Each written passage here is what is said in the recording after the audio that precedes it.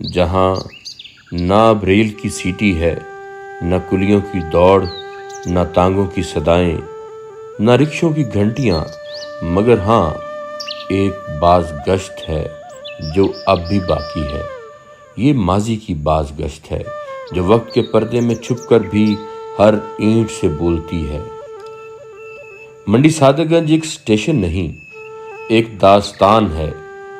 وہ دن جب ریل آ کر رکتی تھی تو یوں لگتا تھا جیسے وقت خود چند لمحے سانس روک لیتا ہو۔ پلیٹ فارم پر کلیوں کی آوازیں گونجتیں، جناب تانگا تیار ہے۔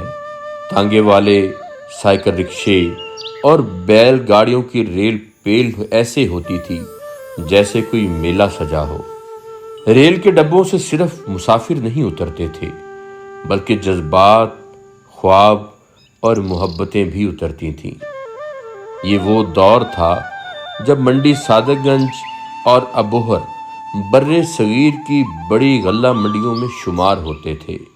یہاں کی زمینیں سونا اگلتی تھیں اور ہر بوری میں صرف اناج نہیں بلکہ کسان کی محنت، زمین کی خوشبو شامل ہوتی تھی۔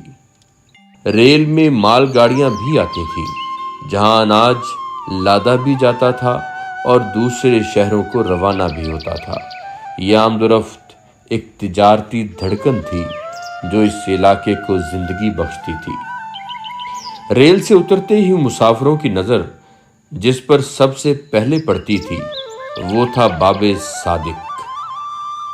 باب صادق جو نواب صادق پنجم نے تعمیر کروایا تھا، یہ صرف ایک دروازہ نہیں تھا بلکہ ایک ریاستی استقبال تھا۔ باب صادق سے لے کر ریلوے پلیٹ فارم تک ہر روز ایک میلے کا سماں ہوتا تھا۔ تانگے، بیل گاڑیاں، پیدل قافلے اور ان کے بیچ وہ منتظر آنکھیں جو اپنے پیاروں کے لوٹنے کا خواب دیکھتی تھیں۔ یہ راستہ صرف اینٹوں کا نہیں، محبتوں کا راستہ تھا۔ پھر وقت بدل گیا، ٹرینوں کی آمد و رفت رک گئی، مال گاڑیاں غائب ہو گئیں اور کلیوں کی آوازیں خاموش ہو گئیں۔ آج پلیٹ فارم وہی ہے، راستہ بھی وہی ہے، بینچ بھی وہی ہے، وہی دیواریں ہیں، مگر سب پر خاموشی کی ایک تہ جمی ہوئی ہے۔ جہاں کبھی رونق ہوا کرتی تھی آج وہاں ویرانیوں کا بسیرا ہے۔ مگر اس خاموشی میں ایک پرانا بینچ اب بھی موجود ہے۔ اس پر بیٹھا ایک بوڑھا شخص اب بھی اسی سمت دیکھا کرتا ہے جہاں سے کبھی ٹرین آتی تھی۔ اس کی آنکھوں میں آج بھی ایک دعا ہے، شاید ایک دن پھر سے وہ سیٹی گونجے۔